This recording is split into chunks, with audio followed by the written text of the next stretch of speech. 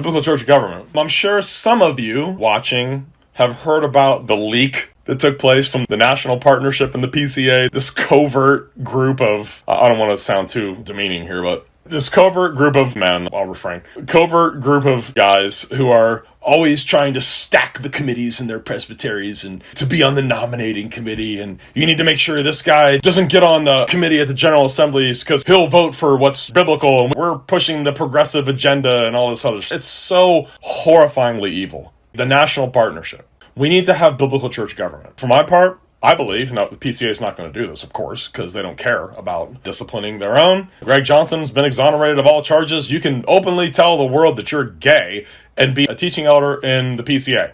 And no one can bring any charges against you because despite the fact that supposedly the conservatives won all these victories at the last General Assembly, it doesn't matter. There's a guy who's telling the whole world he's a homosexual, writing articles for Christianity Today saying, I'm gay, I'm gay, I'm gay, I'm gay, I'm gay. And he's not going to be prosecuted for anything. Okay, so don't give me, we're winning the war, the conservatives are winning. No, you're not. No, you're not. I hate to be a wet blanket, but no, you're not.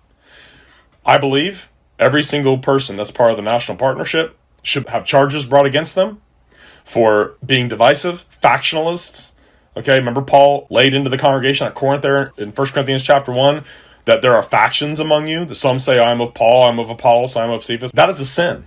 To have these covert groups where you're trying to steer things in a certain direction, that is a sin against the peace and purity of the church. None of them will be charged with it, but they should be. They should be.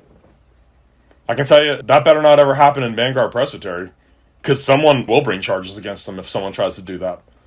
But that's what that group was all about. We want to go progressive. We want to be cool. We want to be sympathetic to all these progressive ideas. And that's what that was all about. Now, I saw all those emails. I didn't read them all. I mean, I'm not going to do that.